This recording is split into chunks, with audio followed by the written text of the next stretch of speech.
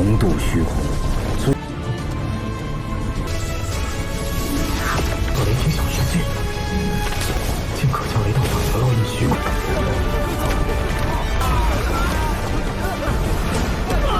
且低境界修士之上的天神界，虽同样称神，神火真一两撼天动地，这便是天神。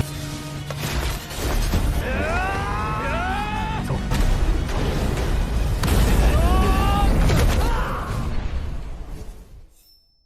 Welcome back to Kobe Movie. Dan hari Jumat berkah, dua tokoh kesukaan kita update bersamaan. Itu kan yang kalian tunggu-tunggu kan? Yes.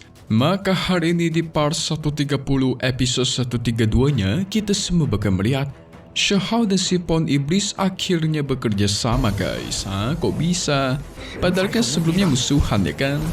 Tetapi kerennya Shahao bakal menggunakan sayap guntur yang baru super keren.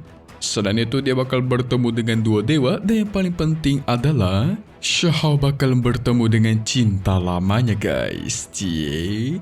So maka dari itu kita review sedikit dulu buat part kemarin di mana kita semua sudah melihat Shahao dihimpit habis-habisan oleh para jenius muda. Sungguh pertarungan super sengit dan seru kemarin ya guys. Tetapi Shahao mencoba memulihkan diri, itu malah tertusuk dari belakang oleh pria Chan. Untungnya dia memiliki taring putih untuk hidup kembali. Segera dia pun kembali ke aula utama dan memukul Ti Chong sampai mampus. Setelah memberikan pelajaran yang cukup, dia segera kembali ke sisi sang kakek dan mengambil harta kertas emas dari altar di sana. Kertas itu berisikan bab hukum guntur yang kedua. Setelah mendapatkannya, Shahao dan lainnya pun pergi dari sana. Sehingga dengan ini pun kita masuk ke intro ya guys.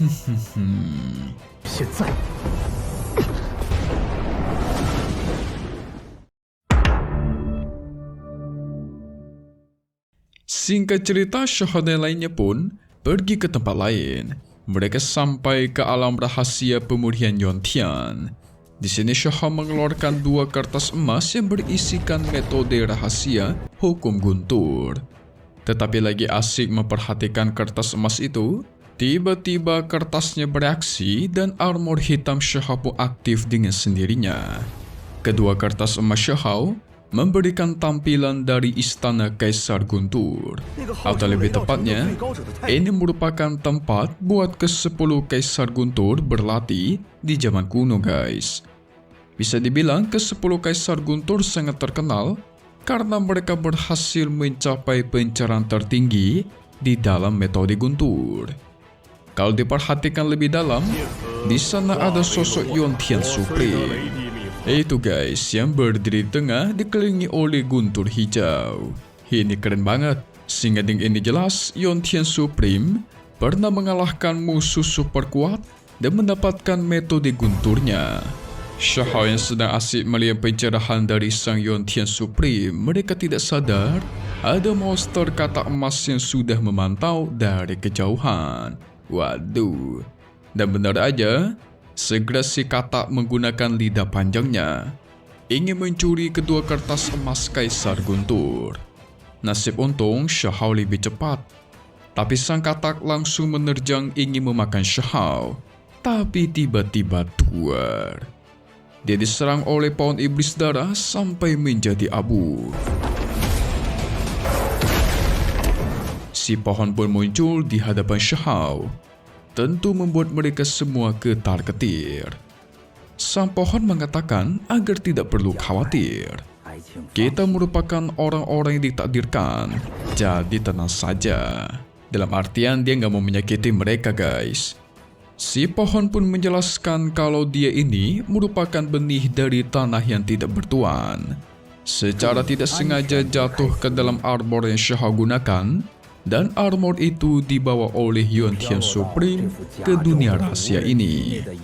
Nah, karena si pohon iblis mengerti akan dunia rahasia, jadi dia juga tahu cara membawa Shahao keluar dari tempat ini. Dan dirinya pun mengeluarkan sebuah portal khusus. Dia memastikan kalau Shahao harus segera meninggalkan tempat ini guys. Sebenarnya dunia rahasia Yontian itu memang sangat bagus. penuh akan harta dan peluang yang mantap. Tetapi, setiap 100 tahun sekali, bakal mengalami yang namanya bencana api, dan bencana itu menghabisi semua makhluk hidup yang ada di sini. Kita sebut sebagai kiamat gitu ya guys. Makanya si Shihao tidak boleh berlama-lama di dunia rahasia. Tentu saran itu membuat Shihao sangat berterima kasih. Ini merupakan bantuan yang sangat membantu. Tetapi namanya bantuan biasanya kan menuntut balasan ya kan. Jadi Shihao ingin tahu nih, apa yang si pohon inginkan. Yes, tentu saja. Sebelumnya Shihao sudah mencuri satu kertas emas dari pohon iblis.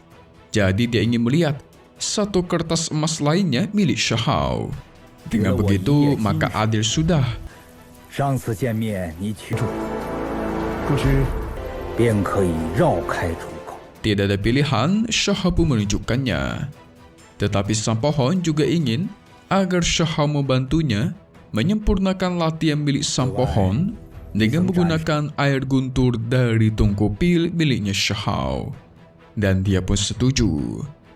Namun si gendut Hesheng dan kelinci putih nggak mau keluar sekarang guys. Mereka merasa masuk ke sini itu sulit sekali. Jadi ada bagusnya mencari peluang harta lebih banyak lagi, barulah keluar. Keduanya pun berdebat sampai kejar-kejaran. Cocok nih. 也请前辈助我脱身。前辈，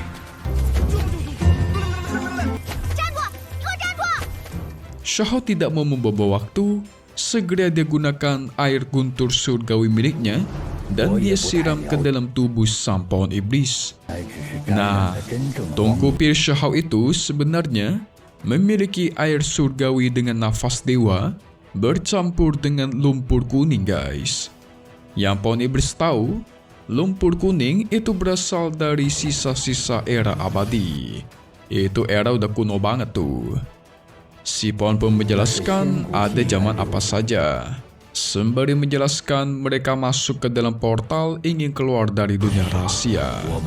Di sana juga ada kapal hitam penuh akan darah yang terkenal menakutkan. Sudah ada sedari zaman kuno. Tapi kapal itu tidak pernah hancur ataupun hilang guys. Padahal nggak ada orangnya tapi selalu jalan dan kayak ada arahnya gitu. Bahkan si pohon iblis sendiri nggak berani dekat-dekat dengan kapal itu. 横渡虚空， 我的气息，前辈， 调主实力闯入其中。 Pada akhirnya Shihao dan sang kakek pun dibawa ke tanah iblis.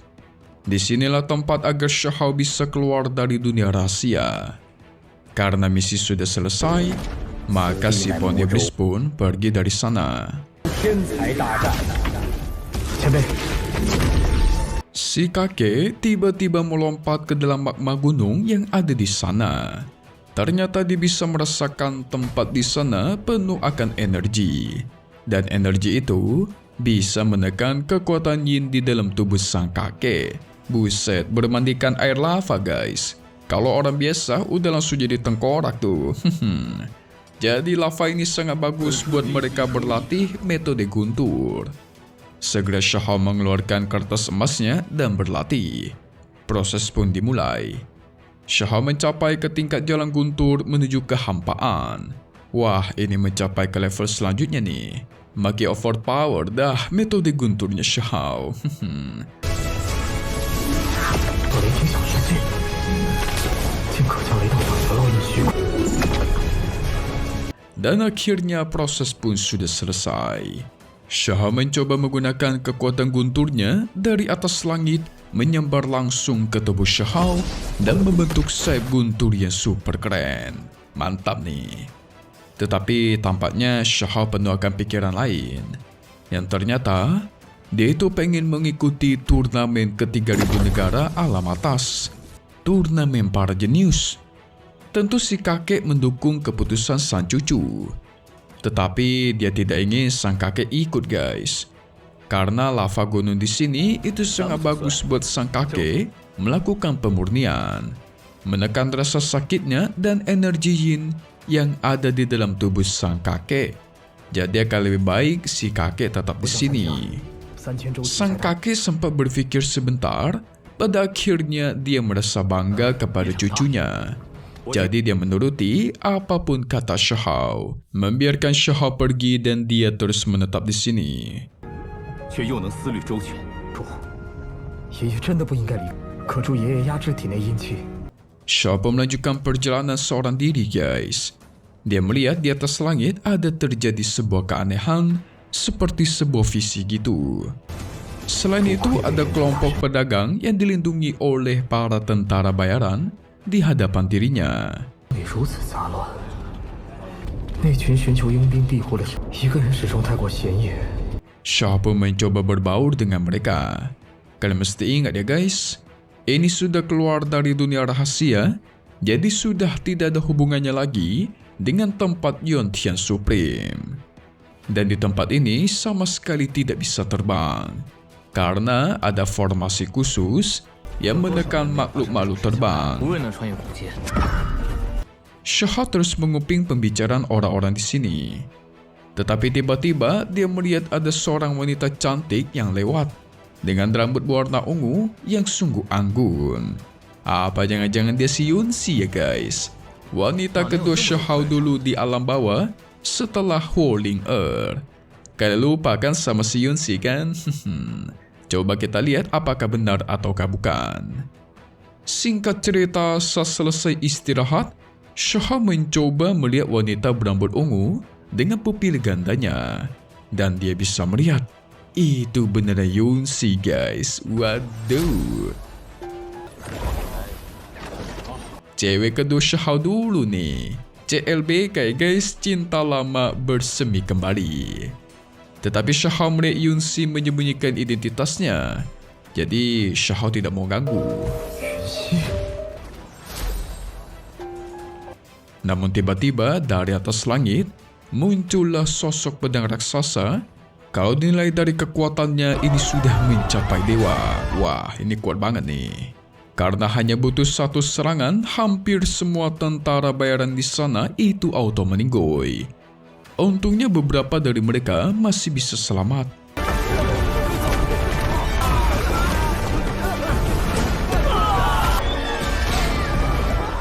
Segera dari atas muncullah kedua sosok yang mengerikan. Yang pria disebut sebagai Dewa Jubah Perak, sementara wanita disebut sebagai wanita berkepala 3. Soalnya di samping kiri kanannya itu ada kepala binatang guys. Dua-duanya berasal dari klan Dewa Perang. Kedatangan mereka ke sini untuk mencari seseorang. Jadi Shahao curiga, apa jangan-jangan Yunsi lah yang mereka cari ya? Si Dewa Perang Perak dengan sekali serang langsung menghilangkan sebagian orang di sana jadi debu. 无需你多嘴。那就休怪我，还不出来吗？ Yunsi langsung dilindungi. Martikan kalau benar guys, dialah yang dicari oleh kedua Dewa Perang ini. Cuman dengan sekali serang, tanah di sana auto terbelah menjadi dua. Kuat banget, udah kayak dewa benaran nih. Inilah kekuatan dewa sesungguhnya. Membuat Shahao cukup terkejut. 且低境界修士之上的天神界，虽同样称之神火真一两撼天动地，这便是天神。 Wanita berkepala 3 mengatakan kalau kalian sepertinya belum menemukan yang namanya batu takdir ya. Karena dengan batu takdir itu, mereka yang dari sekte surgawi bisa menjadi dewa. Dan Yunsi berasal dari sekte surgawi. Si Dewa Perang berjubah perak mengeluarkan pedang raksasanya sehingga tuar. Sekali serang, semua orang di sana terpental. Pada akhirnya Shahao turun tangan menahan serangan itu. Dia bahkan berhasil menghancurkannya guys. Si tetua mengancam, apa kalian tidak takut kepada leluhur kuno sekte surgawi kami yang bakal balas dendam jika kalian terus menyerang kami yang berasal dari sekte surgawi ini? Oh, tentu saja tidak. Karena yang mereka tahu, keenam leluhur tertinggi sekte surgawi gagal mencapai level tertinggi. Kelimanya sudah meninggoy, sementara yang satunya lagi itu selamat namun masih terluka parah.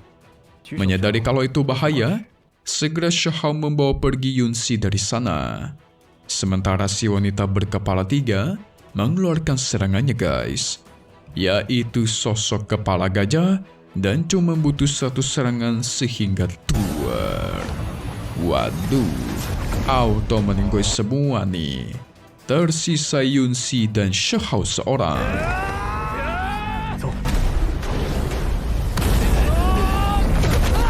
Gimana cara Shahao melawan kedua dewa coba yang super kuat ini?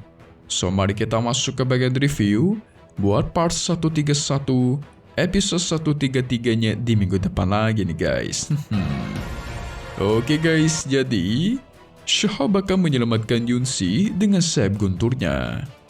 Mereka menjauh dari sana, tetapi di tengah jalan harus bertemu dengan sosok monster mengerikan.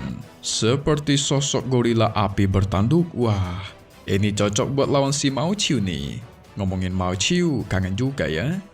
Gak ada pilihan, Shahao pun bertarung melawannya.